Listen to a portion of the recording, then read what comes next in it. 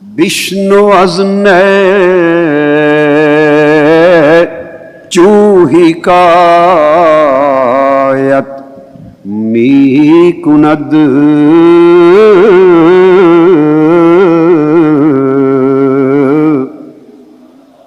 بشنو از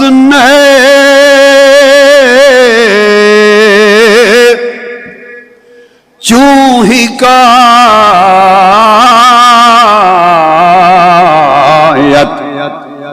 می کند وز جدائی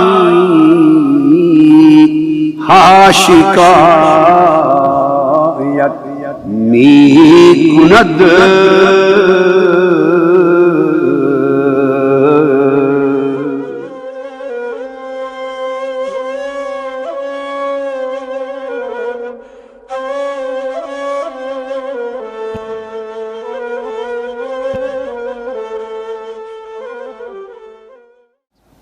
نحمده ونصلي ونسلم على سيدنا ومولانا محمد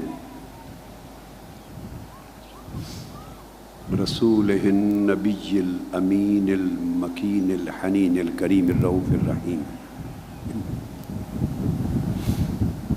أما بعد بسم الله الرحمن الرحيم. یہ اس سال جو اللہ رب العزت کا اذن ہوا اور اس کی توفیق سے دروس مثنوی کا فیصلہ کیا، تو اس کے پیچھے چند محرکات، ان میں سے 3 محرکات نمایاں ہیں. ایک تو یہ کہ آج سے آپ سمجھیں کوئی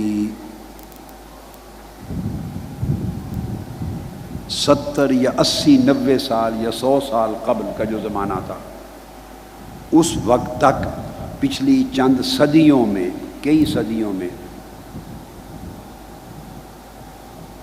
جو طالبین عشق و معرفت ہوتے تھے، عشق الہی اور معرفت الہیہ کے طالب پیاسے، ان کے لیے مثنوی کے درس دنیا کے کئی ممالک میں، مختلف شہروں میں بڑے بڑے اولیاء صوفیاء کے حلقات میں ہوتے تھے. مثنوی مولانا روم کا درس دیا جاتا تھا، اور اس سے بہتر عشق الہی اور معرفت الہی کے جام بھر بھر کے پلانے کا کوئی اور مضمون نہ تھا. حتیٰ کہ پرانے وقتوں میں علماء اور مشائخ اپنے خطابات کو بھی مثنوی مولانا روم سے مزین کرتے، خطبہ کے بعد مثنوی کے اشعار پڑھتے، اور اس سے لوگوں کی تہذیب اخلاق، تزکیہ نفس، تصفیہ قلب و باطن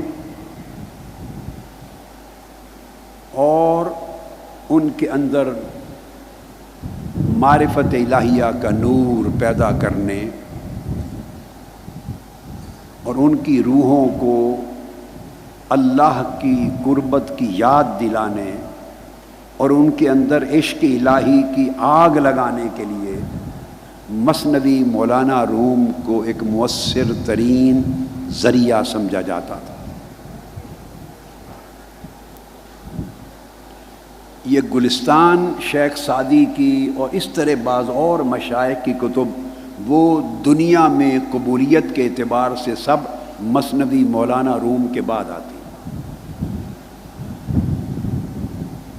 ایک تو یہ تھا کہ یہ ایک بڑا پرانا سبق تھا، اور آخری دور جو گزرا ہے اس میں جو مثنوی کا درس دینے والے مشائخ تھے، ان میں حضرت پیر سید میر علی شاہ صاحب رحمۃ اللہ علیہ تھے.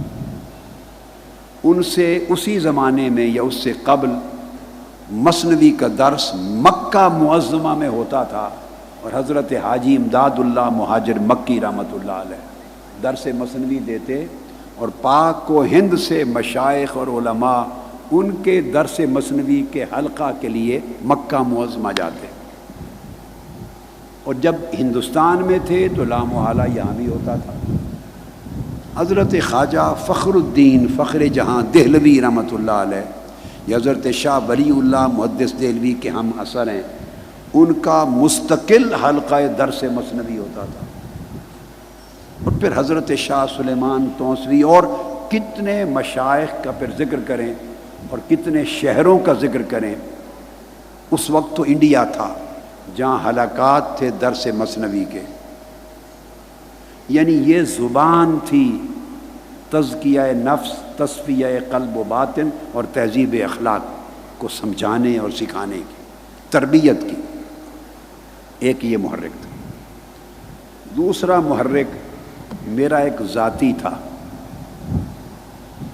وہ میں آپ سے بتا دوں۔ میرے والد گرامی حضرت فرید ملت ڈاکٹر فرید الدین قادری رحمۃ اللہ تعالی علیہ، وہ ساری عمر مثنوی مولانا روم ان کی زندگی کی ساتھی تھی، اور زندگی کے آخری چند سالوں میں انہوں نے رات کا مطالعہ کتب، آخری چند سالوں میں رات کے وقت کا مطالعہ کتب چھوڑ دیا تھا۔ رات کو عشاء کے بعد سونے سے قبل دیر تک صرف مثنوی مولانا روم پڑھتے تھے، اور آہستہ آہستہ لے میں ترنم کے ساتھ پڑھتے تھے۔ مثنوی ان کے سرہانے پڑھی ہوتی تھی، اور سمجھیں وہ حافظ تھے مثنوی کے، ایسے نہیں اول تا آخر مکمل حافظ نہیں، میں کہہ رہا ہوں سمجھیں گویا حافظ تھے۔ اور پرانے زمانے کے بہت سے مشائخ اور اکابر علماء، وہ آپ یوں سمجھ لیں کہ اکثر مقامات مثنوی کے گویا حافظ ہوا کرتے تھے۔ میں پھر وہ مثنوی پڑھتے اور گریہ و زاری کرتے، اور ان کی پھر آہ و بکا سے آواز نکلتی اور وہ روتے۔ تو میں نے بچپن میں اور لڑکپن میں یہ زمانہ دیکھا ہے۔ پھر چونکہ ان کا فیض ہے، انہوں نے پڑھایا، انہوں نے پرورش کی، انہوں نے تربیت کی، انہوں نے میرے اندر اس علمی روحانی ذوق کو ڈالا اور اس ذوق کی پرورش کی، پالا پوسا۔ مگر جب ہمارا وقت آیا تو وہ گلشن دیکھ نہ سکے، انہوں نے گلشن لگایا مگر دیکھ نہ سکے۔ تو ایک میرے دل میں تھا کہ میں دروس مثنوی کے ذریعے ان کی روح کو خوش کروں، جن کا فیض اور احسان ہے آپ پر، ان کی روح کو خوش کروں۔ اور وہ ہر سال مولانا روم سے ملاقات کے لیے قونیا جاتے تھے، یعنی بغداد شریف بھی جاتے، دمشق بھی جاتے، مصر بھی جاتے، بیت المقدس بھی جاتے، مگر قونیا استنبول تو قونیا مولانا روم کے ہاں جاتے۔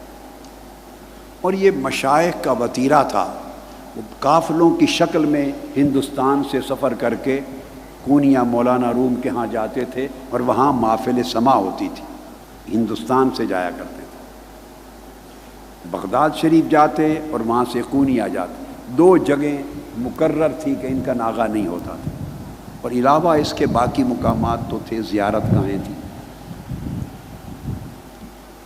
تیسری جو اس کی علت ہے یا سبب ہے اور محرک ہے، وہ ان سب سے خاص ہے، وہ یہ کہ میں پورا سال اس بولی کے بولنے کے لیے ترستا رہتا ہوں، اور سال بھر مجھے یہ بولی سننے والا کوئی نہیں ملتا۔ ایسی بولی بولنے کے لیے ایک ماحول چاہیے، ایک ایسا ماحول جس میں دل و دماغ، قلب و روح، یعنی تن بھی اور من بھی یکسو ہو جائیں، یکسو، اور ہر شے دائیں بائیں کے خیال سے اور اس کے شغل سے بے نیاز اور منقطع ہو جائیں، اور ان کی سماعتیں دیکھنا، ان کا سننا، ان کا سوچنا، ان کا چاہنا، ان کا فکر، ان کی طلب، ان کی خواہش، ہر شے یکجا ہو کر ایک سمت ہو جائے اور وہ طلبگار ہوں اپنی روحانی تربیت کے لیے عشق کا ترانہ سننے کی خواہش۔ اس کے لیے ایک ماحول چاہیے، ایک بستی چاہیے، ایک محفل چاہیے جہاں ترانہ عشق گونجے۔ یہ بولی اس کا سوداگر ہر کوئی نہیں ہوتا، ہر جگہ نہیں ملتا۔ میں سال بھر ترستا رہتا ہوں کہ یہ بستی کب آباد ہوگی، ماہ رمضان المبارک کب آئے گا، اس کے آخری 10 دن کب آئیں گے، جب میں آپ سے کچھ راز کی باتیں کروں گا، آپ سے میں کچھ اپنے من کی باتیں کروں گا۔ وہ من کی باتیں جو سال کے 11 مہینوں میں جو سامعین ہوتے ہیں دنیا والے، ان سے بندہ نہیں کر سکتا۔ وہ خریدار نہیں ہیں سودے کے، ان کی سمجھ میں ہی یہ سودا آنے والا نہیں، وہ طلبگار ہی نہیں ہے۔ تو سال بھر انتظار میں رہتا ہوں یہ بستی آباد ہو اور اس میں لوگ عاشق بننے کے لیے آئیں۔ میں یہ نہیں کہتا کہ جو آیا وہ عاشقان الہی میں سے ہو گیا، نہیں، میں تو آپ کو اس راہ پہ لگا رہا ہوں، لوگ عاشق بننے کے لیے آئیں۔ اور دو چیزوں کا بڑا تضاد ہے، ٹکراؤ ہے، عاقل اور عاشق۔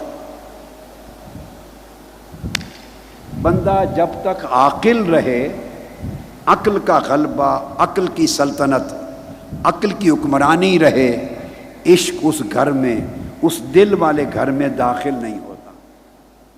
اگر عقل کا پیرا رہے تو عشق کا بسیرا نہیں ہوتا۔ یہ دو ایک جگہ یکجا نہیں ہوتے، یا بندہ عاقل رہے یا عاشق ہو جائے۔ یہ مضمون انشاءاللہ کل آئے گا، کل کی رات یہ مضمون آئے گا جو میں نے عاقل اور عاشق کی بات کی۔ کل کی رات یہ مضمون، ساری رات یہ مضمون آئے گا۔ آج ہم ان شعروں تک نہیں پہنچیں گے۔ تو اس وقت ایک تمہید ہے کہ اگر عقل کی حکمرانی رہے تو عشق کا داعیہ، عشق کا جذبہ نہ بیدار ہو سکتا ہے، نہ پروان چڑھتا ہے، نہ مستحکم ہوتا ہے، نہ تناور درخت بنتا ہے، چونکہ عقل کے تقاضے یکسر کچھ اور ہیں۔ علامہ اقبال بھی کہتے ہیں عقل کو تنقید سے فرصت نہیں، عقل کو تنقید سے فرصت نہیں، عشق پر اعمال کی بنیاد رکھ۔ عقل ہر چیز میں چون و چرا کرتی ہے۔ عقل یہ سوچتی ہے یہ کیسے ہے، یہ کیوں ہے، کہاں سے ہے، درست ہے، غلط ہے، یہ کیا تو کیا ہوگا، لوگ کیا کہیں گے، نتیجہ کیا ہوگا۔ عقل اسی بھنور میں رہتی ہے۔ بے خطر کود پڑا آتش نمرود میں عشق، بے خطر کود پڑا آتش نمرود میں عشق، عقل ہے محو تماشائے لب بام ابھی۔ عقل انسانی تاریخ میں کبھی آگ میں نہیں کودی، عقل کبھی آگ میں نہیں کودی۔ عقل لب بام سوچتی ہے ٹانگ تو نہیں ٹوٹ جائے گی، ہڈی تو نہیں ٹوٹ جائے گی، زندہ بچوں گی نہیں، کیا ہوگا، اس کے بعد بچوں کا کیا بنے گا، میرا کیا بنے گا۔ عقل اسی سوچ میں زندگی گزار دیتی ہے۔ اور عشق بے خطر کود پڑا آتش نمرود میں عشق، وہ عشق تھا جس نے ابراہیم علیہ السلام کو آتش نمرود میں بھیج دیا۔ اور پھر اس عشق کا امتحان ہوا جب ابراہیم علیہ السلام عین آگ کے وسط میں پہنچ گئے، انہیں پھینک دیا گیا، تو اللہ رب العزت نے ایک فرشتے کو بھیجا اور فرشتے سے فرمایا کہ جا کے پوچھ میرے ابراہیم سے اپنی طرف سے جا کے پوچھ، میرا پیغام دے، پوچھ کے اس وقت آپ کو مدد کی ضرورت ہے تو میں بچا لوں، جلنے سے بچا لوں۔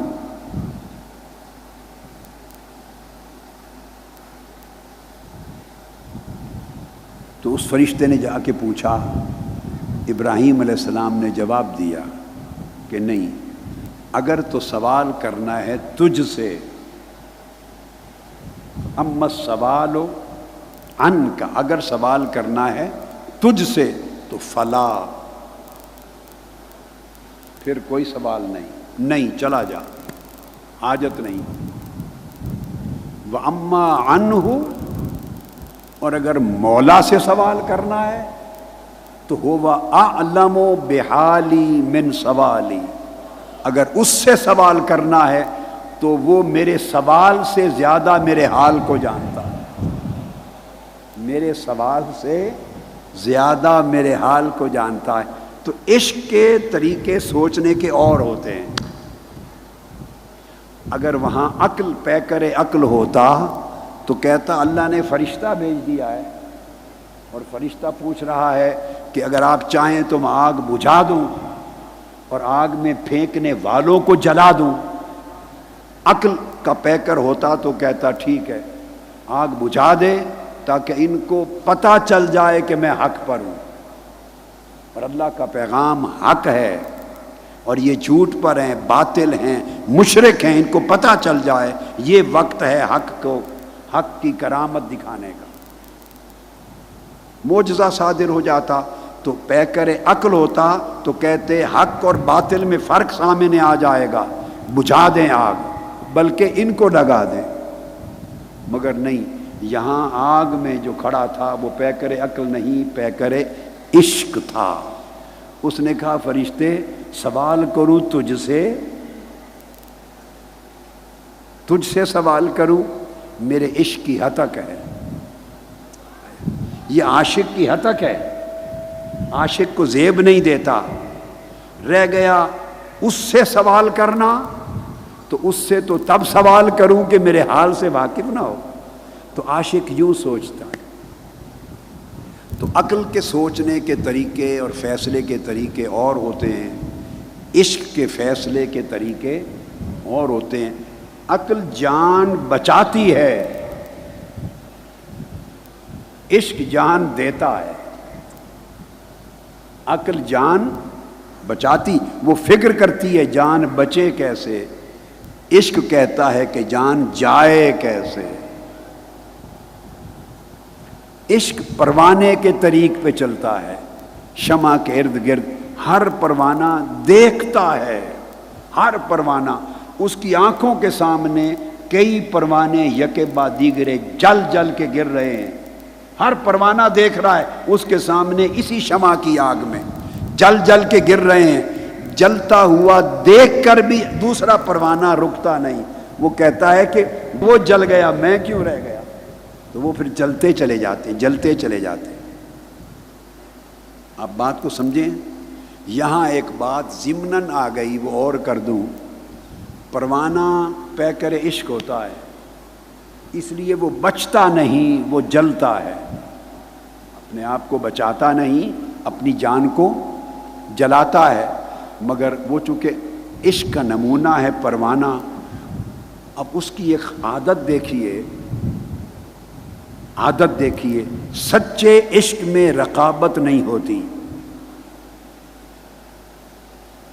دنیا کے عشق میں جو سچا عشق نہیں ہے، عشق مجازی ہے، اس میں رقابت ہوتی ہے، اس میں حسد آتے ہیں، اس میں عناد آتے ہیں۔ اگر عشق سچا اور سچا ہو جائے تو رقابت نہیں رہتی۔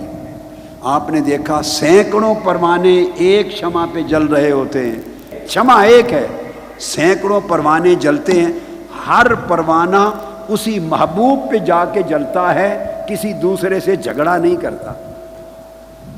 کبھی پروانوں کو آپس میں جھگڑتے دیکھا؟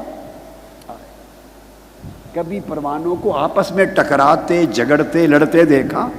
جی، کہ تو ہٹ جا میرا محبوب ہے مجھے جلنے دے، تو ہٹ جا شمع میرا محبوب ہے مجھے جل لینے دے۔ پروانے آپس میں لڑتے ٹکراتے نہیں، ہر پروانہ ایک دوسرے سے بڑھ کے جان دیتا ہے۔ پروانہ اپنے محبوب کے سارے عاشقوں سے عشق کرتا ہے، عاشق سب عاشقوں سے عشق کرتا ہے۔ کیوں؟ کہ یہ بھی میرے محبوب کا چاہنے والا، یہ بھی میرے محبوب کا عاشق ہے۔ تو عشق حقیقی میں رقابتیں نہیں ہوتی۔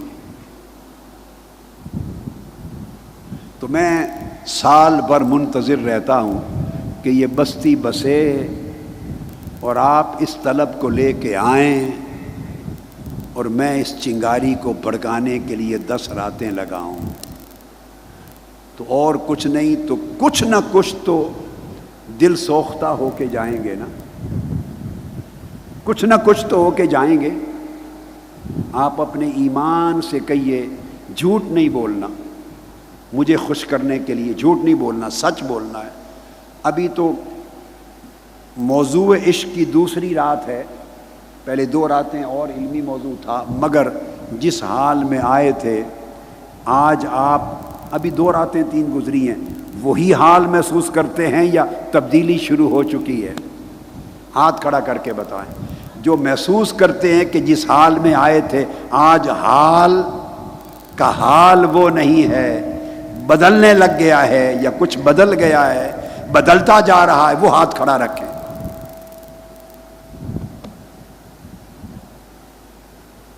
ابھی سے ہی، حالانکہ 2 راتیں تو قال کے موضوع پر تھی، دوسری رات وہ بھی تقاضا عشق تھا، حضور کی اہل بیت پاک کی بات تھی، اہل بیت پاک کی۔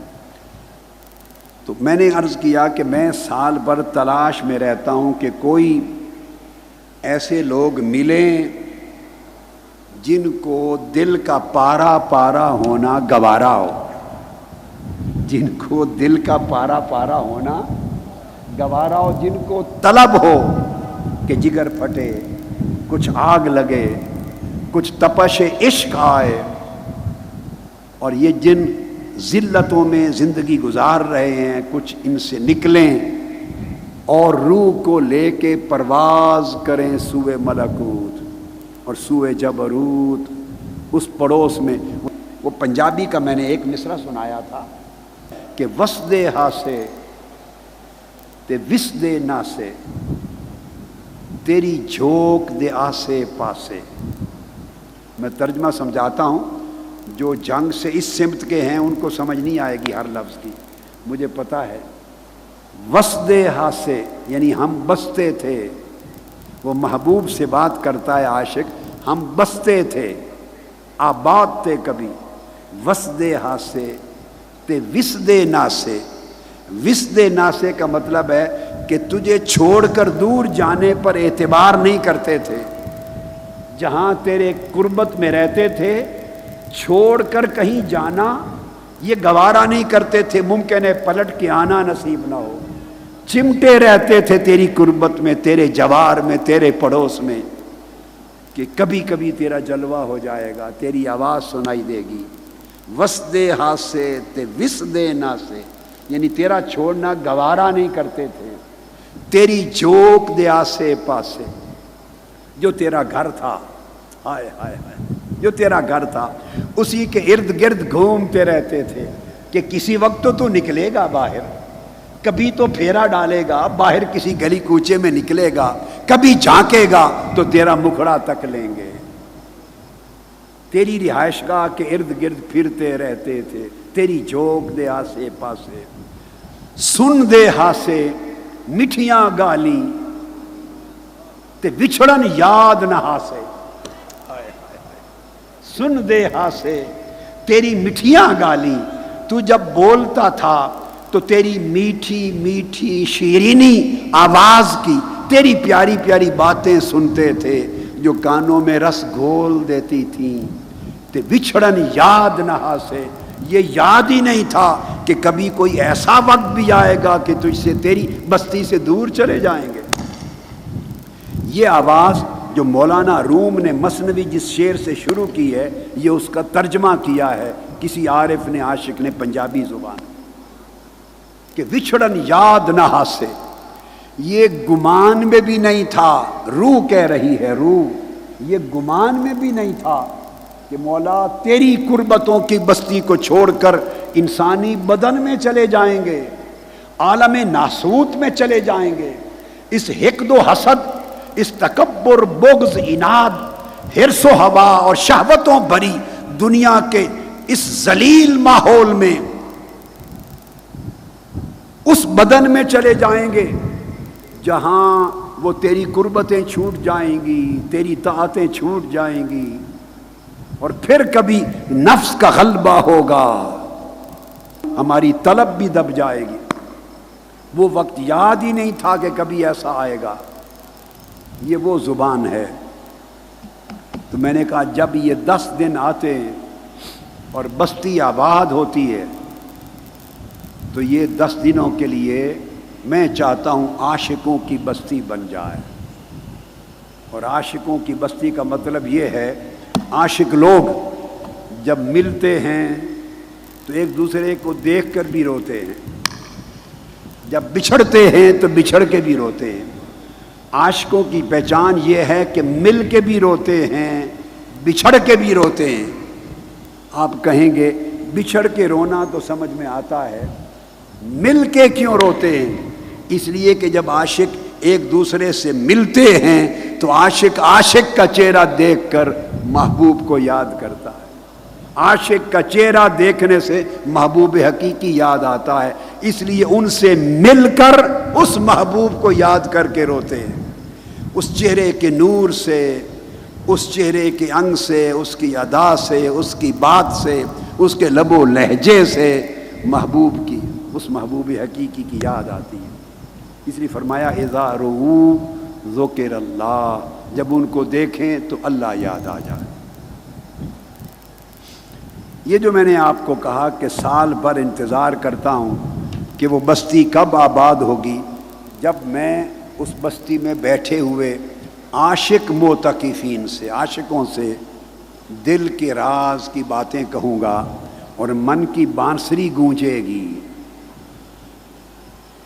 اب یہ مولانا روم نے مثنوی میں کہا ہے، وہ فرماتے ہیں سینہ خواہم شرح شرح از فراق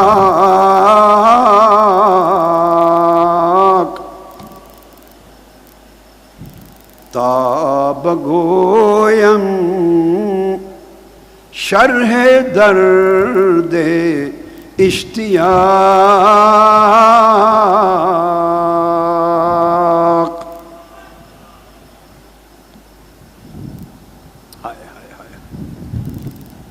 مولانا روم اس بانسری کی زبان میں آگے بیان کرتے ہیں، روح کی بانسری کہتی ہے میں اپنا راز بتانا چاہتی ہوں کہ میں کیوں روتی ہوں، کیوں تڑپتی ہوں، مجھے کون یاد آتا ہے اور کیا کیا یاد آتا ہے، مگر سینہ خواہم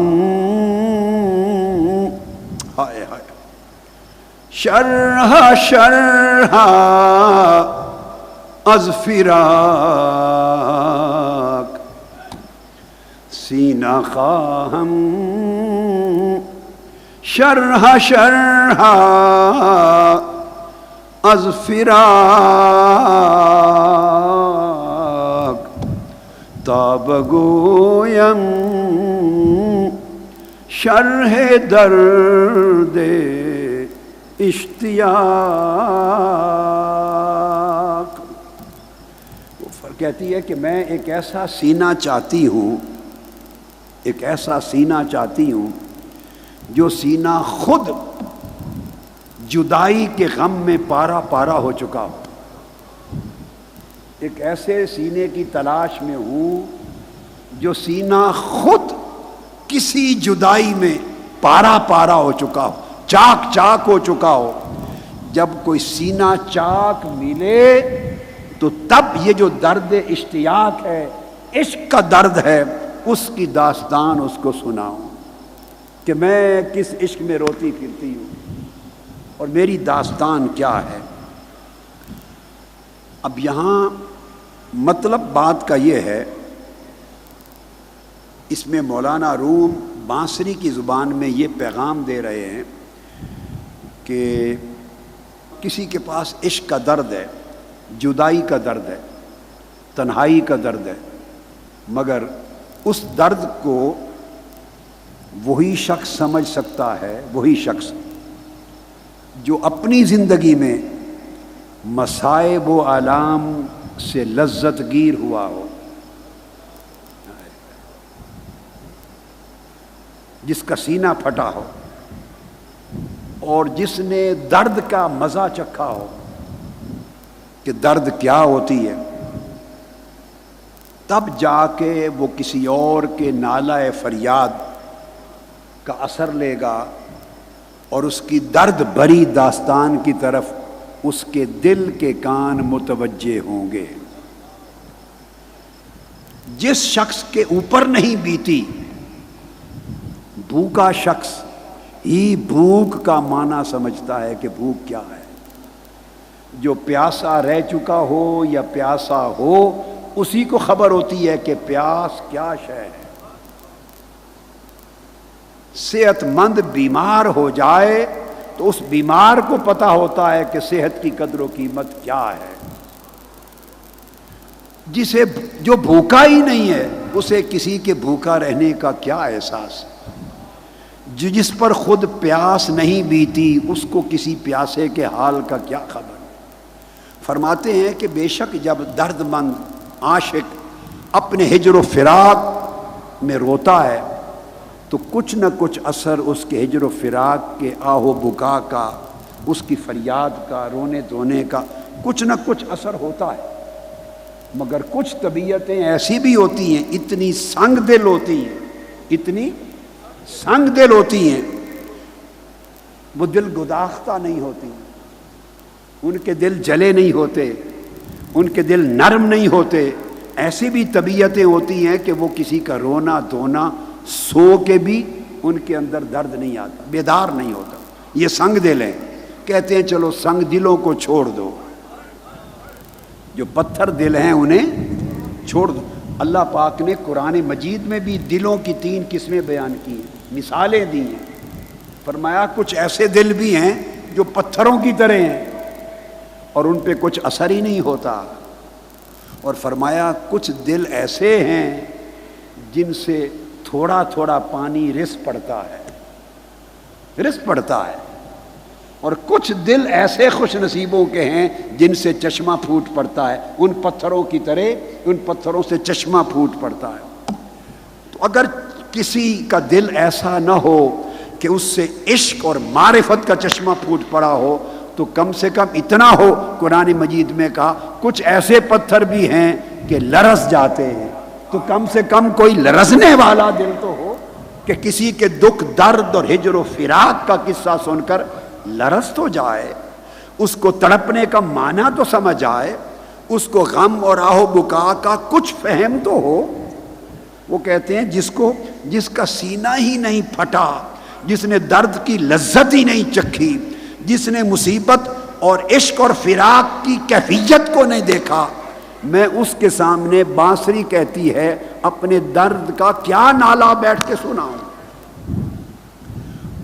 اور پھر وہ جس نے فراق اور ہجر کا درد نہ چکھا ہو، اسے آپ دکھ درد اور غم سنانے لگے، وہ آپ کو سیدھا سمجھے گا مکار ہے، فریبی ہے، کیونکہ اس کو سوائے فریب کے کسی چیز کی سمجھ ہی نہیں۔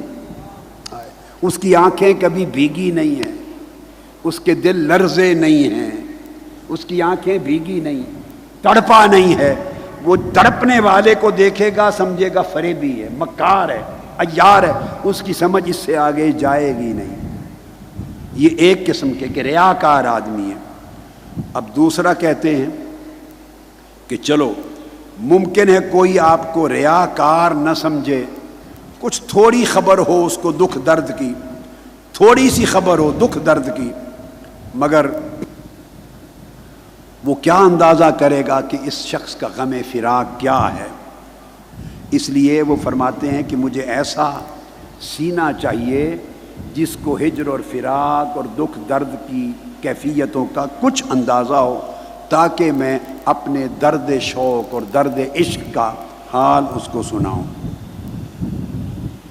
اب یہ شیخ سعدی فرماتے ہیں اسی مضمون کو، شیخ سعدی وہ فرماتے ہیں تندرستاں را نہ باشد درد ریش، تندرستوں کو کیا خبر درد ریش، جز بہم درد نہ گویم راز خیش، کوئی ہمدرد ملے تو اسی کو اپنے درد کا راز سنا سکتے ہیں، جو ہمدرد ہی نہیں ہے اس کو کیا سنائیں اپنے درد کا حال۔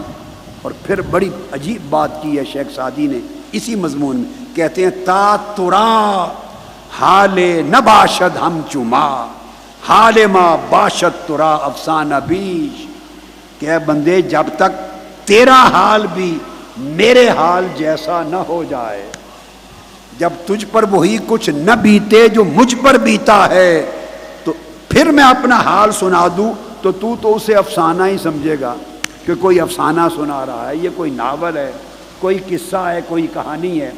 تجھ پر وہی کچھ تھوڑا سا بیتے جو مجھ پر بیت گیا ہے، تو تب تجھے بھی میرے حال کی سمجھ آئے۔ یہاں ایک شعر ہے میر درد کا، میر درد کا کلام پہلے انڈیا میں قدیم زمانے میں جب اردو شاعری شروع ہوئی تو میر تقی میر اور میر درد دو نامور شعراء تھے۔ میر درد کا کلام ہمیشہ صوفیانہ درد کا کلام، صوفیاء کا کلام، وہ صوفی شخص تھا۔ میر درد کہتا ہے اے درد کہوں کس سے بتا راز محبت، اے درد کہوں کس سے بتا راز محبت، عالم میں سخن چینی ہے یا تانا زنی ہے، عالم میں سخن چینی ہے یا تانا زنی ہے، میں کس کو اپنا درد محبت سناؤں، کس کو ہجر و فراق کی داستان سناؤں، جو کہیں دنیا میں تو یہاں سخن چینی ہے، جملے پکڑ لیتے ہیں، لفظ پکڑ لیتے ہیں اور لفظوں جملوں کو پکڑ کے گھماتے ہیں، مزہ لیتے ہیں، تنقید کرتے ہیں اور تنقید کا نشانہ بناتے ہیں، ٹھٹھا کرتے ہیں، مذاق اڑاتے ہیں۔ یا سخن چینی ہے یا تانا زنی ہے، یا پھر تانا بنا لیتے ہیں، تانا زنی کرتے ہیں۔ تو درد کہتا ہے میں کس کو سناؤں حال محبت اپنا، کوئی اس محبت کے درد میں رنجیدہ ملے، اس کو شناسائی ہو کہ عشق اور ہجر کا حال کیا ہوتا ہے، تو میں بھی اس کے سامنے دکھڑا سنا دوں کھول کر۔ یہ آج کا پہلا شعر ہے مثنوی کا۔ اس کے بعد وہ میں نے کل پڑھے تھے 4 شعر، وہ مضمون اس کے بعد آتا ہے جس میں مولانا روم بیان کرتے ہیں اسی بانسری کی زبان میں، من بہر جمعیت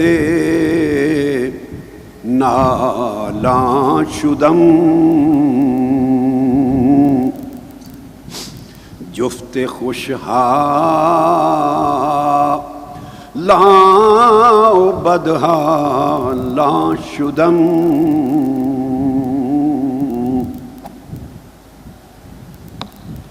پھر آگے کہتے ہیں ہر کسے از ظن خود شد یار من،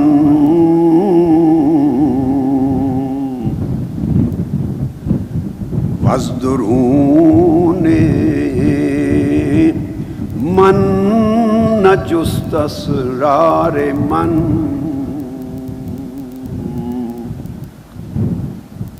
اب وہ بیان یہ کر رہے ہیں، روح کہتی ہے، روح کہ میں بہت ساری صحبتوں میں بیٹھی ہوں، بہت سی مجلسوں میں بیٹھی ہوں، روح کہہ رہی ہے نا، یعنی بندہ بیٹھتا ہے بہت سی صحبتوں میں، بہت سے اجتماعات میں، بہت سی مجلسوں میں بیٹھی ہوں اور ان میں روئی بھی ہوں، کئی بار روئی ہوں، اور جفت خوشحالاں و بدحالاں شدم، خوشحال خوش اوقات اور بدحالاں بد احوال۔ اس سے مراد خوش حالاں سے مراد وہ لوگ جو میرا نالہ و فریاد سن کر جن کے دل پسیج گئے، جن پر کچھ کیفیت طاری ہوئی، لرزہ طاری ہوا، جن کو کچھ سمجھ آئی ان کے پاس بھی بیٹھی ہوں، اور بدحالوں کے پاس بھی بیٹھی ہوں کہ جن پہ کوئی اثر ہی نہیں ہوا، سمجھ ہی نہیں آئی۔ جگہ جگہ بیٹھی ہوں، طرح طرح کی مجلسوں میں بیٹھی ہوں، اور طرح طرح کے لوگوں کے ساتھ بیٹھ کے میں نے ہر ایک کو اپنا حال سنایا ہے۔ مگر کیا ہوا؟ ہر کسے الظن خود خود یار من، ہر کوئی اپنی سمجھ کے مطابق، اپنے فہم کے مطابق میرا دوست بن گیا، اپنی سمجھ اور اپنے فہم کے مطابق میرا رفیق بن گیا، میرا ساتھی، میرا صاحب مصاحب بن گیا، اپنی اپنی سمجھ اور صلاحیت کے مطابق ہر کوئی میرا دوست۔ بہت دوست بنے، بہت آئے میرے پاس بیٹھے، بہتوں نے میری بات چیت سنی، بہت سے لوگ نے اپنی سمجھ کے مطابق مجھے چاہا، میرے دوست بنے، مگر ہر کوئی اپنی سمجھ کے مطابق مجھ سے دوستی کرتا رہا۔ اس کے اپنے معیار تھے، اپنے پیمانے تھے، اپنی سمجھ کے، اپنی بوجھ کے، اپنے مفاد کے، اپنے ناپ تول تھے۔ ہر کوئی اپنی اپنی سمجھ کے پیمانے کے مطابق مجھے اپنا سمجھتا رہا، وہ میرا بنتا رہا، دوستی بناتا رہا۔ مگر میرے اندر جو اصل راز تھا، اس راز کا کھوج لگانے کی کوشش کسی نے نہ کی۔ میرے اندر کے راز کی اصل جستجو کوئی نہ کر سکا۔ اب یہ کیا ہے؟ مولانا روم مضمون یہ بتانا چاہ رہے ہیں کہ ہر مجلس میں بیٹھی ہوں میں، عاشق اور عارف کی روح کہتی ہر ایک کے ہاں میرے نالہ و فریاد کو سن کے کچھ نہ کچھ ہر ایک پر اثر ہوا۔ سنگ دلوں کو چھوڑ کر، سخت دلوں کو چھوڑ کر، جن کے دل پتھر ہو گئے تھے انہیں چھوڑ کر کچھ نہ کچھ اثر ہوا۔ مگر اثر اتنا ہوا کہ اس نے اجمالاً میرے دکھ درد کو، آہ و بکا کو، نالہ و فریاد کو سن کر اتنا ہی سمجھا کہ ایسے لگتا ہے کہ اس پر کوئی صدمہ آیا ہے، اس پر کوئی مصیبت ضرور آئی ہے۔ بس اتنا سمجھ آیا، کوئی صدمہ اور مصیبت ہے جس کی وجہ سے رو رہا ہے۔ اس سے آگے اس کی سمجھ میں نہیں آیا۔ کچھ آگے بڑھا، اس نے مزید سمجھنے کی کوشش کی مجھے، تو اس نے اپنے اوپر قیاس کر لیا۔ کوئی صدمہ اس کی زندگی میں بھی آیا تھا، کوئی مصیبت اس کی زندگی میں بھی آئی تھی، اس کا تجربہ بھی ہوا تھا صدمے کا، دکھ کا، مصیبت کا۔ اس نے اپنے اوپر قیاس کر کے سمجھا کہ جس قسم کی مصیبت میں، آفت میں، تکلیف میں، پریشانی میں میں مبتلا ہوں یا مبتلا رہا ہوں، اس پر بھی اسی طرح کی کوئی مصیبت آئی ہوگی۔ اس کی بیوی مر گئی ہوگی بیچارہ، کوئی اچھا رشتہ نہیں ملتا ہوگا، کوئی بیٹا بیٹی اولاد میں کوئی مر گیا ہوگا، اس کا روزگار چھن گیا ہوگا، بے روزگار ہوگا، جاب لیس ہوگا، اس لیے روتا ہے، پریشان ہے، بیمار ہوگا، سینکڑوں علاجوں کے باوجود صحت یاب نہیں ہو رہا، اس لیے روتا ہے، کوئی عاجز آ گیا ہوگا کسی کام میں، کسی نے ظلم کیا ہوگا، کسی نے مارا ہوگا، کسی نے بے وفائی کر دی ہوگی۔ جو جو واقعات دکھ درد کے اس پر بیتے تھے، اس نے انہی میں سے کسی پر قیاس کر کے میرے دکھ کو بھی سمجھ لیا کہ اس پر بھی ایسا کچھ ہوا ہوگا۔ وہ کہتے ہیں کہ جس سے بھی واسطہ پڑا اس نے میرے دکھ کو اپنے کسی دکھ جیسا سمجھ لیا۔ ہائے ہائے، جس نے بھی میرا نالہ و فریاد سنا، اس نے میری آہ و زاری اور میرے غم و فراق کو اپنے اوپر کبھی طاری ہونے والی مصیبت کے موافق قیاس کر لیا، اور اس سے آگے کسی نے سمجھنے کی نہ کوشش کی، نہ اس کے پاس صلاحیت تھی، نہ ادراک تھا، نہ ذوق تھا کہ اس سے آگے جا سکے کہ یہ میری مصیبتیں تھیں، یہ ان مصیبتوں کی وجہ سے نہیں روتا، اس کو تو اس مولا کی قربت کی جو تڑپ ہے وہ رلا رہی ہے، اس کی قربت سے جدائی رلا رہی ہے، اس کو عشق الہی کی آگ تڑپا رہی ہے۔ اس حد سے آگے بڑھ کر میرے اندر عشق کی، ہجر کی، فراق کی جو آگ جل رہی تھی، کسی نے اس کو سمجھنے کی کوشش ہی نہیں کی. یہ وہ بیان کرتے ہیں کہ اس کو طلب حق اور اس کی قربت الہی کی کوئی تڑپ ہے. اب یہ بات کہہ کر اس کے بعد مولانا روم اس کو ایک نکتے کے ساتھ سمجھاتے ہیں اس بات کو. اب وہ کہتے ہیں سر من از نالائے من دور نیست،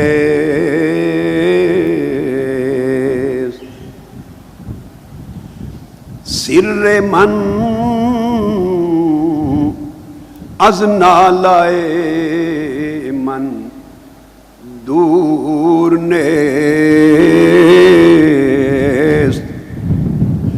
لیک چشموں گوش را آنور نیست. اب وہ کہتے ہیں کہ میرا جو راز ہے یہ وہ بیداری ہے جس کی بات کل کی تھی. یہ روح کو اس طرح بیدار کیا جائے کہ میرا راز میری آہ و بکا اور میری فریاد سے دور نہیں ہے. جو میرا نالہ و فغاں ہے، آہ و بکا ہے، جو گریہ و زاری ہے، رونا دھونا ہے، اس میری آواز، رونے دھونے کی آواز اور میرا راز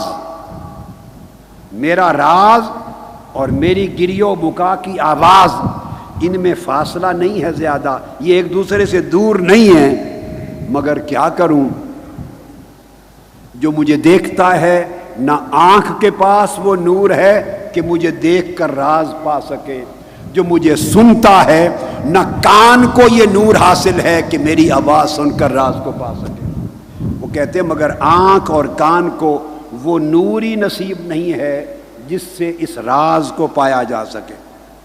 یعنی یہ جو میری حقیقت درد ہے، وہ فرماتے ہیں وہ سمجھ آ سکتی تھی، اسے سمجھا جا سکتا تھا، مگر میری درد کی حقیقت کو سمجھنا اور پانا یہ ایک امر ذوقی ہے، یہ ذوق کا امر ہے.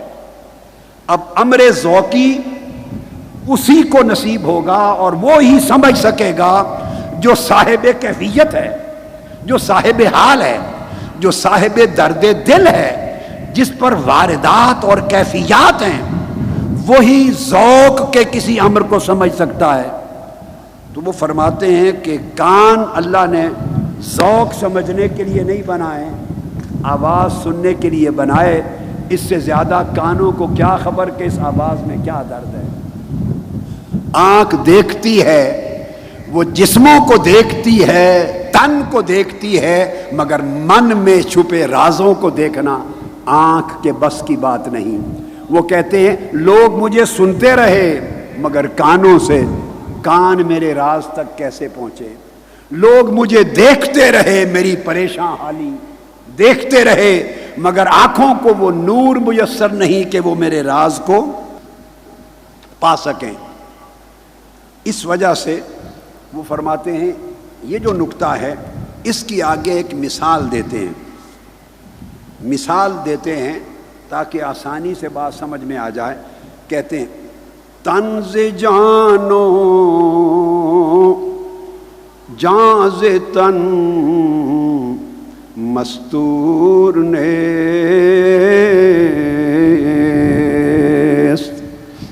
لیک کسرا دید جان دستور نیست. وہ کہتے ہیں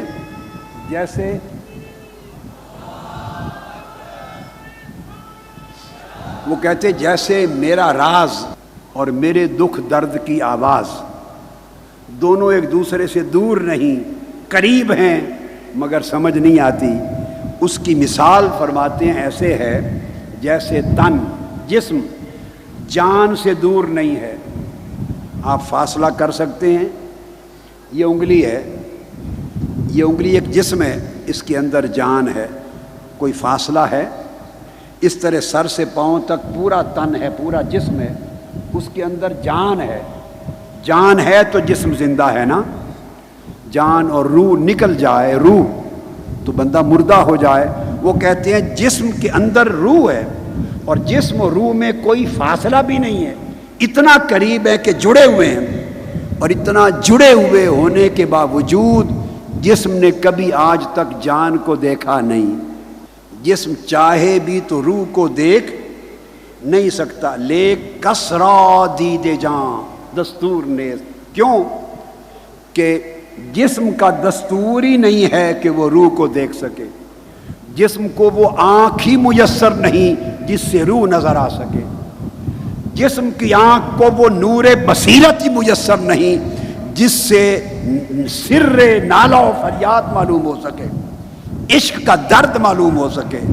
وہ کہتے ہیں جس طرح جسم روح کے قریب ہو کر روح کو دیکھ نہیں سکتا، اسی طرح میری آواز اور میرا راز قریب ہیں مگر کوئی آواز سن کر میرے راز کو جان نہیں سکتا.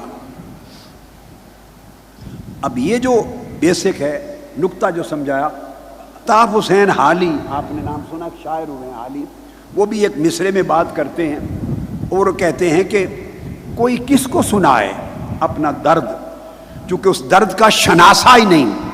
اور جب آپ کو وہ آنکھ کو وہ نور نصیب نہیں ہوگا اور سماعت کے دلوں کے کانوں کو وہ نور نصیب نہیں ہوگا کہ آپ کے درد کو سمجھ سکے، تو اس کے سامنے اپنی داستان غم بیان کرنا لا حاصل ہے. وہ کہتے ہیں بزم میں اہل نظر بھی ہیں تماشائی بھی. بزم میں اہل نظر بھی ہیں مگر ہر ایک کو اپنی نظر کی رسائی کے مطابق سمجھ میں آتا ہے، اور بیشتر تماشائی ہیں، بیشتر تماشائی ہیں. اور جو میں نے کہا کہ جس نے درد سنا اس نے اپنے غم پر قیاس کر لیا، اپنی مصیبت پر قیاس کر لیا. اس کو اکبر الہ آبادی نے یوں بیان کیا تھا. اکبر الہ آبادی نے اس نے کہا تھا یہ دنیا رنج و راحت کا غلط اندازہ کرتی ہے. یہ دنیا رنج و راحت کا غلط اندازہ کرتی ہے.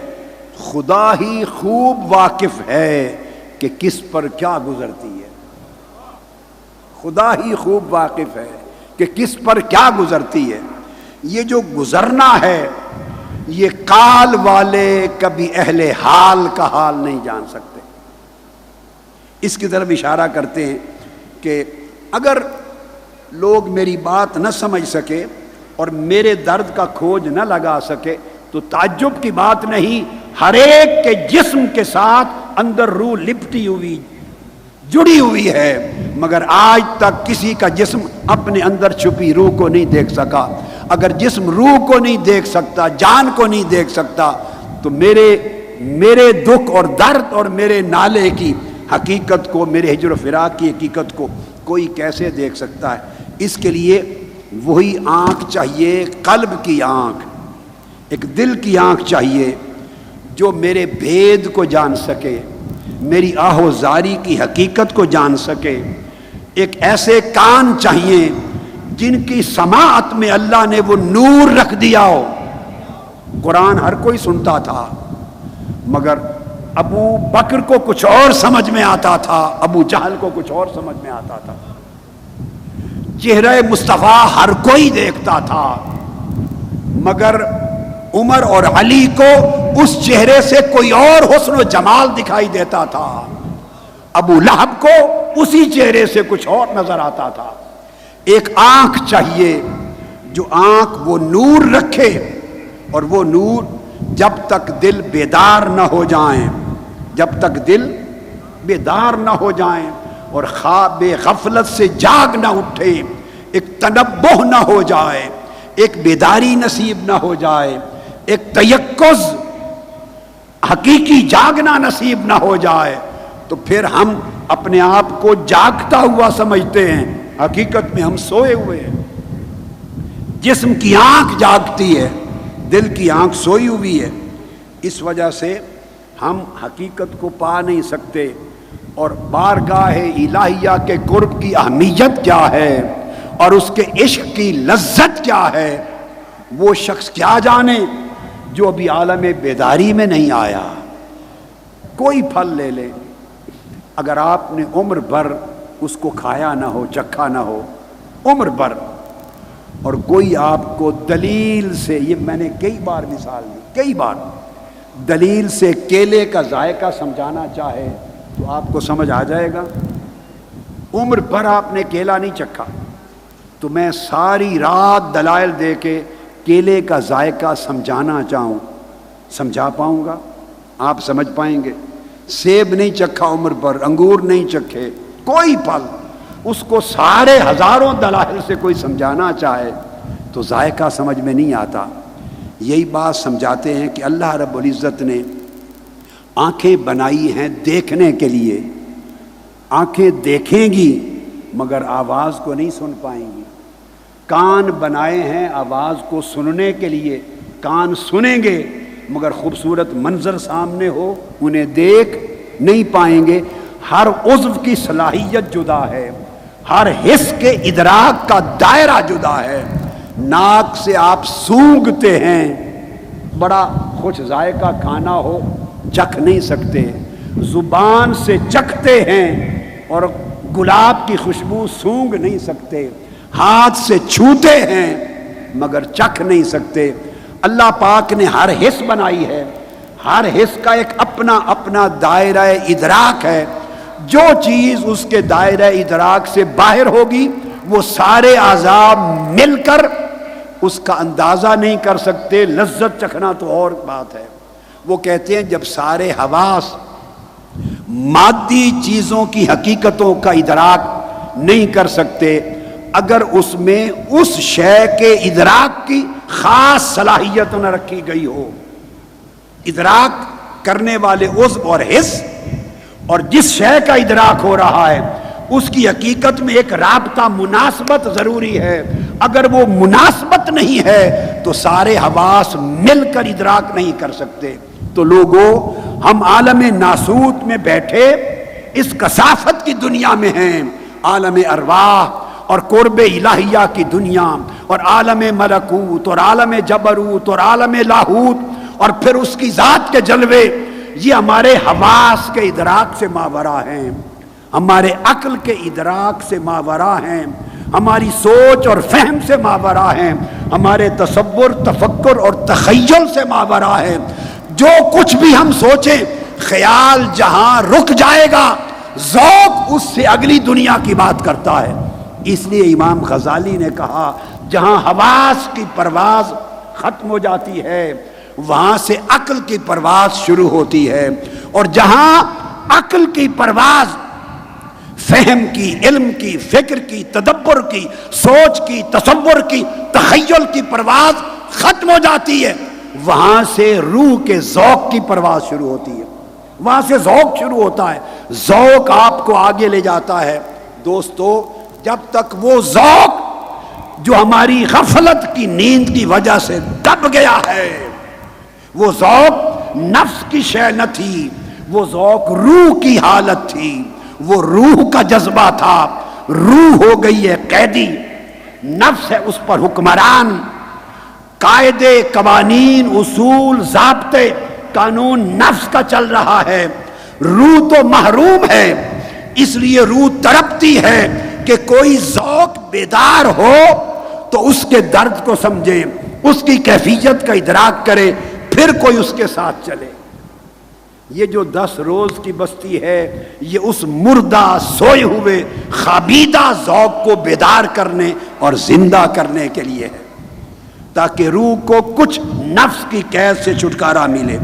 یہ 2 چیزیں بیان کر کے اب یہاں جو میں نے کہا کہ آنکھ چاہیے ایک خاص ذوق کی بات سمجھنے کے لیے، اس مضمون کے ساتھ جوڑتا ہوں۔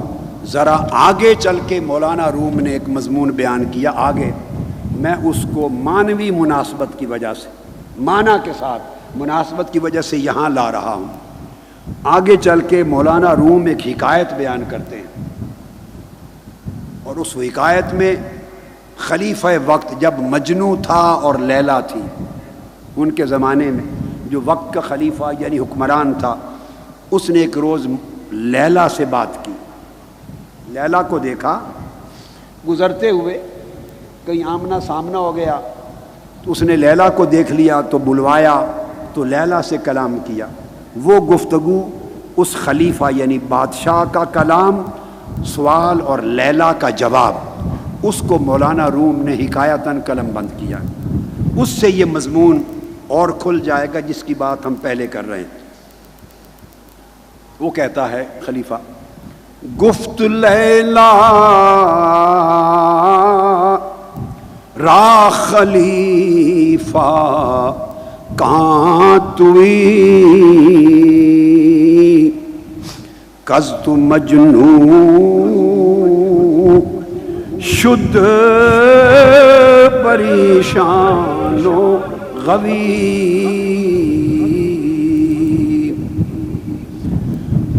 از دیگر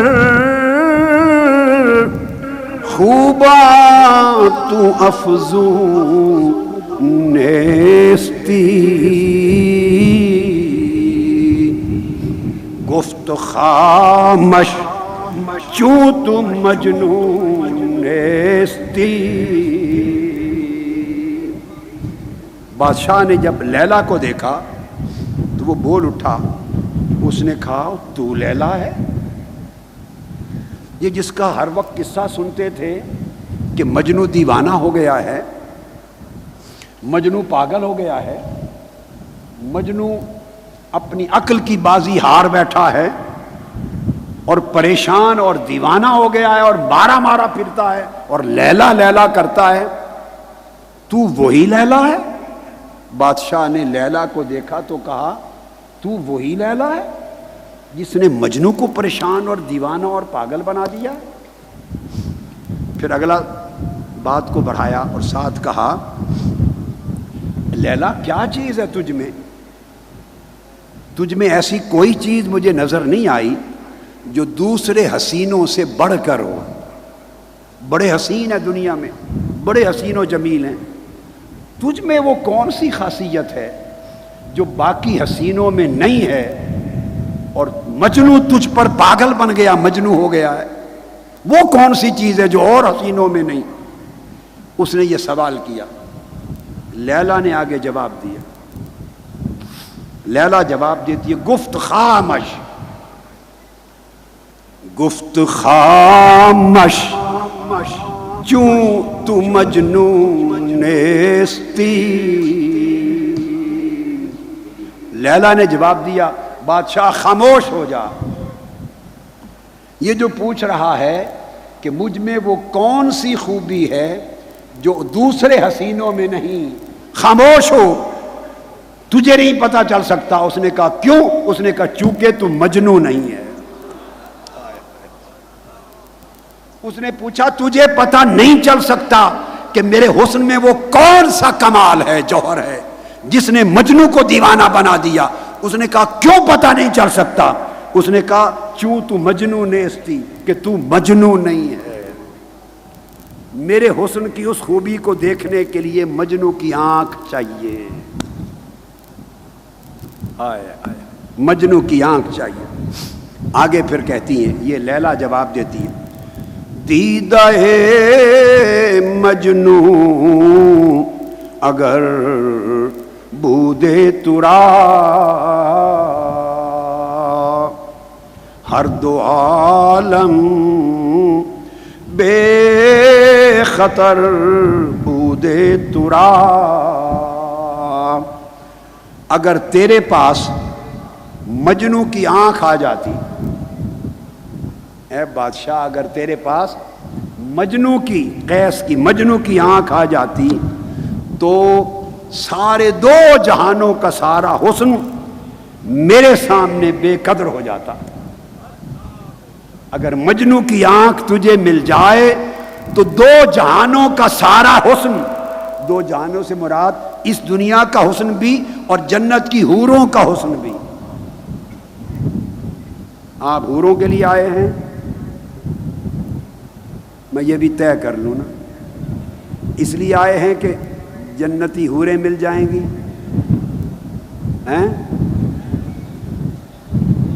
ایمانداری کی بات کرو. آپ میں سے جس کو بھی مجھے سنتے، میری صحبت میں بیٹھتے، میری مجلس میں بیٹھتے، زمانہ گزرا ہے، بھلے 2 4 5 سال، بھلے 10 20 سال، بھلے 35 سال، جس نے 35 سال بھی زمانہ گزارا ہے، ایمان سے کہیے کبھی حوروں کا تذکرہ سنا میرے منہ سے؟ کسی نے سنا ہو تو بتا دے۔ حوریں اتنی خوبصورت ہوتی ہیں، ایسی ہوتی ہیں، ایسی ہوتی ہیں، یہ ہوتا ہے فلاں۔ کئی علماء بیان کرتے ہیں، حوروں کے تذکرے کرتے ہیں، بڑی لمبی چوڑی، ایسے کپڑے ہوں گے، ان کے اندر سے نور نکلے گا، پنڈلیاں۔ میں نے سنا اور میں لرز جاتا ہوں، کان پکڑ لیتا ہوں۔ یہ کسے سناتی ہیں لوگوں کو؟ کبھی میری ہاں مجلس میں 35 40 سال کے عرصے میں کبھی حوروں کا ذکر سنا؟ حالانکہ ذکر ان کا ہے قرآن مجید میں۔ تو میں اس لیے کہہ رہا ہوں، اس نے یہ کہا کہ دو عالم کا حسن بے قدر ہو جاتا، اس کی کوئی وقت نہ رہتی۔ یعنی اس دنیا کے حسین و جمیل اور جنت کے حوروں کے حسن و جمال دونوں کو ملا کے بھی اگر تیرے پاس مجنو کی آنکھ ہوتی تو جنت اور دنیا کے سارے حسن ملا کے رکھ دیتے، تو مجنو آنکھ اٹھا کے نہ دیکھتا، مجنو آنکھ اٹھا کے نہ دیکھتا۔ اور میں آپ کو بتاؤں، اللہ کی عزت کی قسم، اللہ کی عزت کی قسم، ایسے لوگ جنت میں ہوں گے، ایسے لوگ بھی ہوں گے کہ جنتی حوریں ان کے گرد و پیش بیٹھی ہوں گی کہ کسی وقت نگاہ اٹھا کے ہمیں تک لیں، اور وہ نہیں تکیں گے، وہ نہیں تکیں گے، حتیٰ کہ حوریں پوچھیں گی کہ آپ ہماری طرف نہیں دیکھتے نگاہ اٹھا کر، کیا بات ہے؟ وہ کہتے ہیں ہم تمہیں دیکھنے نہیں آئے تھے، ہم کسی اور جلوے کے لیے آئے تھے، ہم کسی اور جلوے کے لیے آئے تھے۔ تو یہاں سن لو آنے والوں، میرے نوجوان بیٹے، میرے پیارے پیارے نوجوان، یہاں حوروں کا سودا نہیں ملتا، وہ بائی پروڈکٹ ہے۔ جنت میں جائیں گے تو اپنے آپ ملے گی، انہوں نے جانا کہاں ہے؟ وہ آپ ہی کے لیے، اور کہاں جانا ہے؟ یہاں حوروں کا سودا نہیں ملتا۔ میں حوروں کو سودا نہیں بیچتا، میں حوروں کا سودا نہیں بیچتا، یہاں عشق کا سودا ملتا ہے۔ ایسے لوگ جنت میں ہوں گے۔ حدیث پاک میں، حدیث پاک میں کہ اللہ پاک فرشتوں سے فرمائیں گے، ان سے پوچھو، ان سے کہ کیا خوش ہو؟ جب ان کو محلات مل جائیں گے تو پوچھا جائے گا خوش ہو؟ وہ ان سے پوچھیں گے، وہ کہیں گے اللہ کا شکر ہے۔ وہ پھر کہیں گے باری تعالیٰ، وہ تو اس طرح کا جواب دیتے ہیں۔ ان سے پھر جا کے پوچھو، محلات دے دو، حوریں دکھا دو، خوش ہو؟ وہ خاموش ہیں۔ ان کو جنت کی نہریں اور باغات دکھا دو، ایک ایک نعمت دکھائی جاتی رہے گی، دکھائی جاتی رہے گی، دکھائی جاتی رہے گی۔ باری تعالیٰ وہ جواب نہیں دیتے، وہ سب سنتے ہیں اور چپ ہیں، جواب نہیں دیتے۔ انہیں جا کے پوچھو، اچھا ان سے یوں پوچھو کیا چاہتے ہو؟ ان سے پوچھیں گے فرشتے کیا چاہتے ہو؟ وہ کہیں گے باری تعالیٰ سے جا کے عرض کر کے، باری تعالیٰ ہم نے راتوں کی نیند چھوڑی تھی، ان حوروں کے لیے نہیں، ہم نے تکلیفیں اٹھائی تھیں ان حوروں کے لیے نہیں، حور و قصور کے لیے نہیں، ہم نے اپنی جوانی میں اپنی شہوتوں کو، رغبتوں کو قابو میں لے لیا تھا، لگام ڈال لی تھی، حور و قصور کے لالچ میں نہیں۔ ہم نے دنیا کے مال و دولت اور بڑی رغبتیں، شہوتیں، حرص اور لالچ ترک کیے تھے، ان حور و قصور کے لیے نہیں، اور ساری زندگی تڑپ تڑپ کے گزار دی تھی، حور و قصور کے لیے نہیں۔ پوچھو تو کس کے لیے؟ انہوں نے کہا کہ ہم نے ایک وعدہ سنا تھا کہ قیامت کے دن ایک مقام ہوگا، وہاں مولا پردہ اٹھا کے اپنا جلوہ کرائے گا، وہاں ایک لمحہ آئے گا، سب کو کرسیوں پر، صوفوں پر بٹھا دیا جائے گا، اور اللہ رب العزت کی شان کے لائق ایک کرسی ہوگی، اور پھر وہ کبریائی پردوں کے ساتھ اس کا حسن اترے گا، جلوہ حق اپنی شان کے لائق، اور حکم ہوگا فرشتوں کو کہ میرے اور ان کے درمیان یہ جو پردہ ہے یہ بھی اٹھا دو۔ اور حدیث پاک میں ہے، صحیح مسلم میں، بخاری میں صحیح حدیثیں بڑی پڑی ہیں. ایک روز بیٹھے ہوں گے جنت میں، اوپر سے آواز آئے گی السلام علیکم. وہ سب حیران ہو کے اوپر کی طرف دیکھیں گے کس نے ہمیں سلام کیا ہے. اوپر ایک نور ہوگا، جواب دے گا میں تمہارا رب ہوں.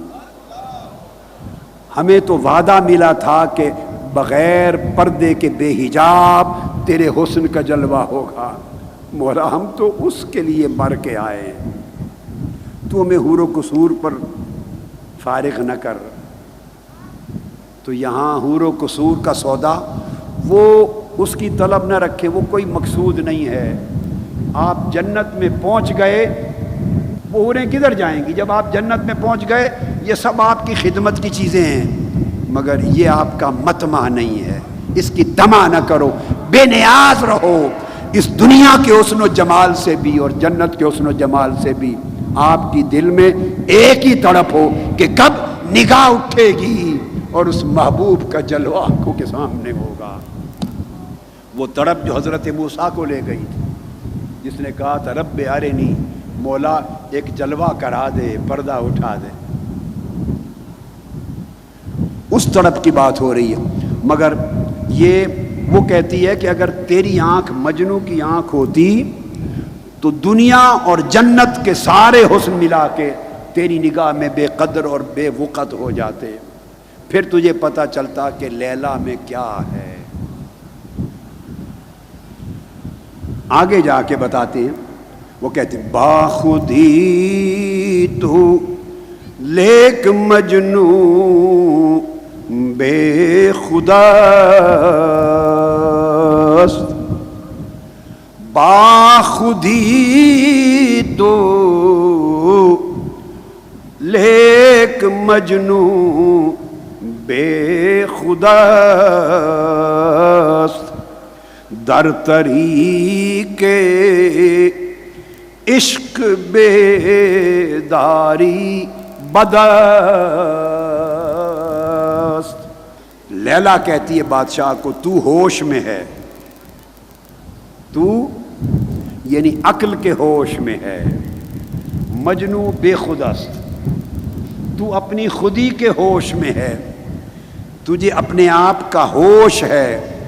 تو اپنی عقل اور اپنی خودی کے ہوش کی آنکھ سے دیکھ رہا ہے. اس نے پوچھا پہ کیا فرق ہے میری آنکھ اور مجنوں کی آنکھ میں؟ تو کہتی ہے میں اپنی آنکھ سے تیرے حسن و جمال کا وہ راز نہیں دیکھ سکتا جو مجنوں کی آنکھ دیکھتی ہے. تو کیا فرق ہے میری آنکھ اور مجنوں کی آنکھ میں؟ وہ جواب دیتی ہے فرق یہ ہے کہ تو اپنی خودی کے ہوش میں ہے، وہ تیری آنکھ عقل کے ہوش سے دیکھ رہی ہے. مجنوں اپنی خودی سے چل بسا ہے، اس نے خودی سے گزر گیا ہے، وہ بے خود ہو گیا ہے. وہ بے خود ہے تو وہ مدہوش ہے، وہ مدہوشی کی آنکھ سے دیکھتا ہے. عاشق عقل کے ہوش سے جاتا رہتا ہے. عشق ایک نئی مدہوشی دیتا ہے اور عشق کی مدہوشی عاشقوں کا ہوش ہوتا ہے. عشق کی مدہوشی عاشقوں کا ہوش ہوتا ہے اور عقل کا ہوش عقل کی جو خرد، عقل و خرد، وہ کہتے ہیں کہ طریق عشق میں تو چونکہ تو اپنے عقل کے ہوش میں ہے، لہذا تو جو دیکھے گا تو عقل کے دلائل سے دیکھے گا، تو موازنے کرے گا، تو ناپ تول کرے گا، تو اپنی منطق اور فلسفے کے اعتبار سے دیکھے گا، تو دنیاوی پیمانوں کے اعتبار سے دیکھے گا. اور جب بندہ عاقل نہیں رہتا عاشق ہو جاتا ہے، جو بات میں نے کی تھی، جب عاشق ہوتا ہے تو عقل و خرد کا ہوش اس کا جاتا رہتا ہے، اس پر مدہوشی طاری ہوتی ہے اور مدہوشی ہی عاشقوں کا ہوش ہوتا ہے. وہ ہوش جو مدہوشی کا ہوش ہے وہ مجنوں کو نصیب ہو گیا ہے. تو ابھی اس ہوش کی نگری میں نہیں پہنچا، تو عقل و خرد کی ہوش میں دھکے کھاتا پھرتا ہے. کسی نے کیا تھا کہ بو علی اندر غبار ناک کا گم، بو علی اندر غبار ناک کا گم، دست رومی پردے محمل گرفت، کہ محبوب کجاوے پر سوار تھا، اونٹنی کے کجاوے پر محبوب سوار تھا. اس محبوب کے قدموں تک پہنچنے کے لیے، محبوب کا جلوہ کرنے کے لیے، محبوب کے رخ زیبا سے پردہ ہٹانے کے لیے بو علی بھی دوڑا. بو علی سینا یعنی فلسفی، گویا عقل بھی دوڑی، اور رومی بھی دوڑا جس رومی کو سن رہے ہو. اور رومی کا مطلب کیا ہے؟ عشق بھی دوڑا. گویا محبوب کا پردہ اٹھا کر اس کے چہرے کا جلوہ کرنے کے لیے عقل بھی دوڑی، عشق بھی دوڑا. دونوں پہنچے اونٹنی تک، مگر عقل اونٹنی کے پاؤں سے جو گرد اڑ رہی تھی، عقل گرد میں گم ہو کے رہ گئی. عشق بڑا، اس نے پردہ اٹھا کے محبوب کا جلوہ کر لیا. اس لیے کہا علامہ اقبال نے، گزر جا عقل سے، گزر جا عقل سے آگے کہ یہ نور. گزر جا عقل سے آگے کہ یہ نور چراغ راہ ہے، منزل نہیں ہے. عقل بھی پہنچاتی ہے مگر اونٹنی کے پاؤں کی گرد تک. عشق بھی پہنچاتا ہے، عقل بھی پہنچاتی ہے، مگر دونوں کی منزل میں فرق ہے. عقل اس اونٹنی جس کے کجاوے پر محبوب و پیکر حسن سوار ہے، وہ اونٹنی کے پاؤں سے اڑنے والی گرد میں گم ہو جاتی ہے. پھر اس سے آگے کی اسے خبر نہیں ہوتی. یہ عشق کو توفیق ملی ہے کہ وہ بڑھ کر کجاوے سے پردہ اٹھا کر محبوب کو تک لیتا ہے. اس لیے لیلا نے کہا کہ اے بادشاہ، تو ابھی عقل و خرد کے ہوش میں ہے، عقل و خرد گرد میں گم ہے. تو مجنو بن، مجنو کی آنکھ لے، پھر تجھے بے خودی ملے گی، پھر تجھے بے ہوشی ملے گی. اس بے ہوشی میں ایک نیا ہوش ہوگا، اس بے ہوشی میں ایک نیا ہوش ہوگا. وہ ہوش تجھے وہ آنکھ دے گی جس سے تجھے سمجھ آئے گی کہ لیلا کیا ہے. تو عقل کی بیداری کے بعد پھر آگے عقل کی بیداری کے بعد ہوشیاری آتی ہے. دو باتیں کی نا، ایک بے ہوشی کی مدہوشی، اور ایک مدہوشی میں ہوش. وہ کہتے ہیں آگے چل کے، محرم ای ہوش جز بے ہوش نیست. محرم ای ہوش جز بے ہوش نیست. مر زبان را مشتری چون گوش نیست. مولانا روم فرماتے ہیں کہ یہ ایک ایسا ہوش ہے،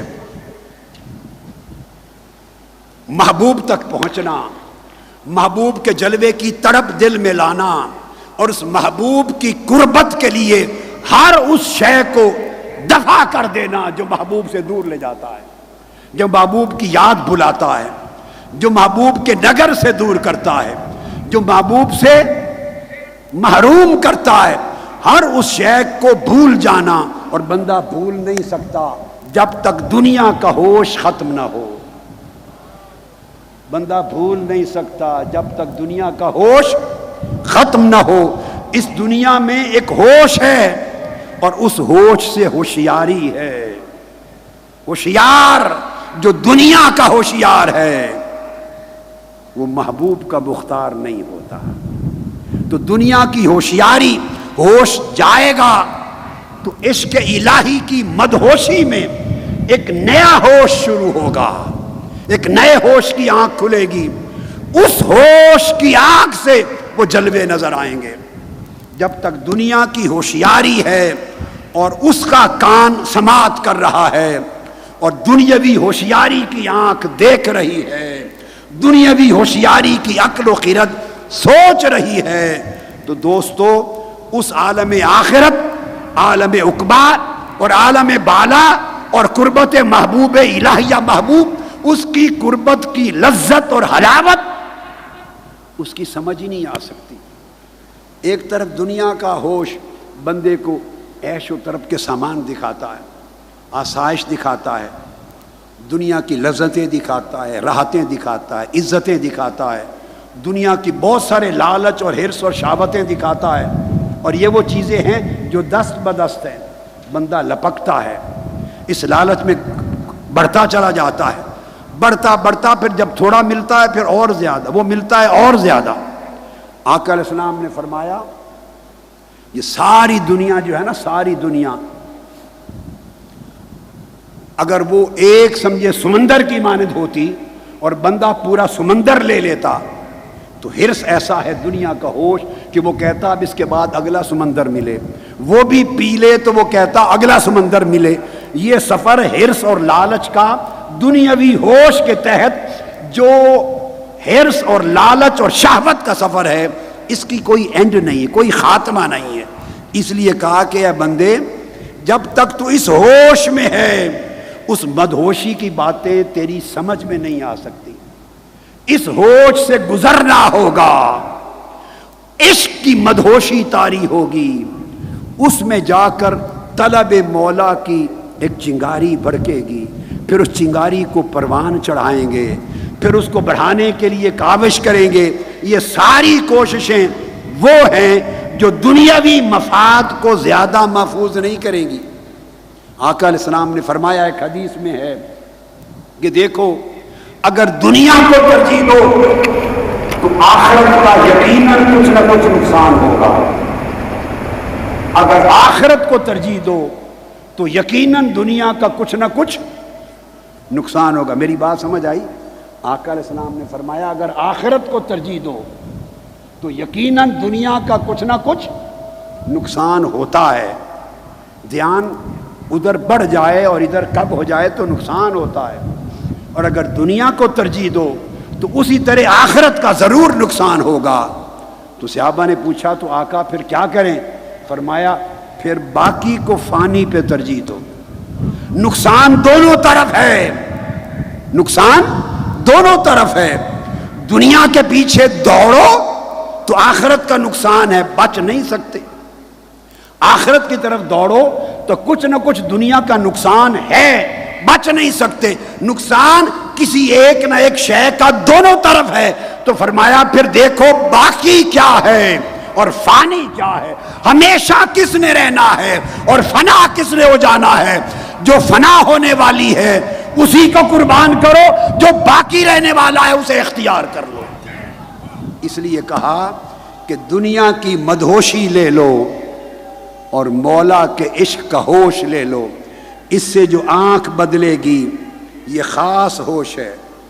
جب یہ ہوش ملتا ہے دل کو، عشق الہی کا ہوش، اس میں ما سوی اللہ کے علائق کٹ جاتے ہیں، اس میں مادی دنیا کی طلبات و رغبات کمزور ہو جاتی ہیں، حرص اور ہوا و ہوس ان کی پیٹھ کمزور ہو جاتی ہے، ان کو ٹھوکر لگتی ہے، ٹوٹتی ہیں۔ عقل معاش انسان اس کی گرفت کمزور کرتا ہے، تو جب ادھر سے تھوڑا تھوڑا اس کا دل لا تعلق ہونے لگتا ہے، ادھر تعلق جڑنے لگتا ہے۔ اور یہ بھی آخری بات یاد رکھ لیں، دو باتوں میں فرق ہے۔ ایک ہے دنیاوی اور معاشی فرائض کو نبھانا، یہ اور چیز ہے۔ دنیاوی ضرورتوں کو نبھانا، معاشی فرائض کو نبھانا، کاروبار رزق حلال کے فرائض کو نبھانا، اس سے کبھی آقا علیہ السلام نے اور اللہ رب العزت نے کبھی منع نہیں کیا، یہ اور چیز ہے۔ اور ایک ہے دل کا اس دنیا کے حرص اور ہوا و ہوس میں اور اس کی محبت و غم میں مبتلا ہو جانا، اس کا دکھ اور سکھ دنیا بن جائے، اس کی راحت اور بے چینی دنیا بن جائے، دنیا کی ہر چیز میں ہر وقت اس کا دھیان لگا رہے۔ اور جب یہ کیفیت ہوتی ہے تو اس کے بھی دو درجے ہیں، ایک عمومی مشغولیت ہے اور ایک اس دنیا میں فنائیت ہے۔ ایک ہے جتنی ضرورت ہو اس قدر مشغول ہو دنیا میں، بقدر ضرورت مشغول ہو دنیا میں، مگر عشق الہی اور آخرت کے ہوش کو کمزور نہ ہونے دے۔ اور ایک ہے دنیا کی طلب میں اس طرح بڑھتا جائے کہ فنا ہو جائے، اس کا جینا مرنا ہی دنیا ہو جائے۔ دنیا ملے تو اس کو راحت ہے، جائے تو مر گیا۔ اس کا چین، سکون، راحت، عزت، ہر شے دنیا میں آ جائے، جان دنیا میں آ جائے، یہ ہے دنیا میں فنا ہونا۔ تو دنیا میں جو فنا ہو گیا اس سے آخرت کا ہوش بھی گیا اور عشق الہی کا ہوش بھی گیا۔ تو دنیا میں فنا نہیں ہونا، دنیا کو بقدر ضرورت لینا ہے۔ وہ فرائض ہیں، وہ سنت ہے، وہ صحابہ بھی کرتے، وہ اولیاء بھی کرتے، وہ صلحاء بھی کرتے۔ تو دنیا کو اپنی سواری بناؤ، اپنے اوپر سوار نہ کرو، سوار خود بنو۔ دنیا آپ کے نیچے سواری رہے، سواری پر آپ سوار ہو تو لگام سے جدھر چاہیں موڑ کے لے جائیں، سواری آپ کے تابع ہو کے مڑتی چلی جاتی ہے۔ اور اگر دنیا کی طلب، دنیا کا حرص، دنیا کی شہوت، دنیا پرستی آپ پر سوار ہو جائے اور آپ دنیا کی سواری بن جائیں تو دنیا آپ کو پھر کتے کی طرح جدھر چاہے گی موڑ کے لے جائے گی، آپ پھرتے رہیں گے۔ دو چیزوں میں بنیادی فرق ہے۔ تو دنیا میں فنا ہونے سے بچو، دنیا کی سواری بن جانے سے بچو، اپنا راحت و غم اور جینا مرنا سب کچھ دنیا کے ساتھ جوڑ لینے سے بچو۔ یہ جو راحت ہے یہ اس کے عشق میں ملے، راحت قلب و جاں اس کی محبت میں ملے، راحت قلب و جاں اس کی طاعت اور اس کی معرفت میں ملے۔ دنیا بقدر ضرورت اور بطلب کفالت، بقدر ضرورت بقدر کفالت دنیا رہے۔ اس لیے اللہ والے کہا کرتے تھے دل یار ول ہاتھ کار ول، ہاتھ کام کی طرف رکھو، دنیا کے کام کاج کی طرف ہاتھ رکھو، دل یار کی طرف رکھو۔ دل کبھی دنیا میں مشغول نہ ہو، یہ میرا درس ہے۔ دل دنیا میں مشغول نہ ہو، دل مدہوشی میں رہے، دنیا کی ہوشیاری دنیا کے لیے رکھو۔ جب دین کا معاملہ آ جائے، دین کو، آخرت کو اور مولا کے حکم کو ترجیح دو، دنیا کو پس انداز کرو۔ جب مقابلے میں آ جائیں تو جب دنیا کی جب مدہوشی ہوتی ہے تو عشق الہی کا ہوش شروع ہوتا ہے، اور عشق الہی کے ہوش میں ایک نئی آنکھ کھلتی ہے۔ اس آنکھ سے جو نظر آتا ہے دنیاوی ہوش رکھنے والے کی آنکھ کو نظر نہیں آتا۔ تو کوشش یہ ہے میری، تگ و دو یہ ہے کہ آپ 10 دن کو مدت نہیں ہے، پہلے زمانوں میں لوگ سال ہا سال عشق الہی کا ہوش لینے کے لیے، عشق الہی کا ہوش لینے کے لیے سال ہا سال زندگیوں کی ریاضت کرتے، مجاہدے کرتے، تب جا کے ان کو 1-2 گھونٹ ملتے تھے، عشق الہی کے نصیب ہوتے۔ اب مشاغل دنیا کی مصروف زندگی میں یہ جو 10 دن آتے ہیں، اس کے بعد اس سبق کو سال بھر گھر بھی رہیں تو سنتے رہیں، ہر روز سنتے رہیں، اور 10 دن میں یہ تہیہ کر کے جائیں کہ دنیا کی ہوشیاری پر مولا کے عشق کی مدہوشی غالب آئے، اور وہ آنکھ لے کے جائیں جو آنکھ اللہ کے حسن کے دیدار کی طالب ہو۔ اللہ رب العزت آپ کے ہمارے سب کے حال پہ کرم فرمائے۔ والسلام علیکم ورحمۃ اللہ وبرکاتہ۔ منہاج ٹی وی کی موبائل ایپ، جہاں نہ صرف آپ لائیو سٹریمنگ ملاحظہ کر سکتے ہیں بلکہ شیخ الاسلام ڈاکٹر محمد طاہر القادری کے ریلیز شدہ ہزاروں خطابات بھی دیکھ سکتے ہیں۔ منہاج ٹی وی کی لائیو سٹریمنگ 1982 سے اب تک ہزاروں خطابات کا ایئرز وائز ذخیرہ، قرآن مجید، حدیث مبارکہ، سیرت، عقائد، فقہ جیسے موضوعات پر کیٹیگری وائز رسائی، خطابات کی سرچ کی سہولت، ہزاروں شارٹ کلپس، علاوہ ازیں اہم اسلامی ایام پر ٹرینڈنگ خطابات کے ساتھ ساتھ پرسنالٹی وائز اور لینگویج وائز خطابات دیکھنے کی سہولت بھی موجود ہے۔ ڈاؤن لوڈ کرنے کے لیے ابھی وزٹ کیجیے www.minhaj.tv۔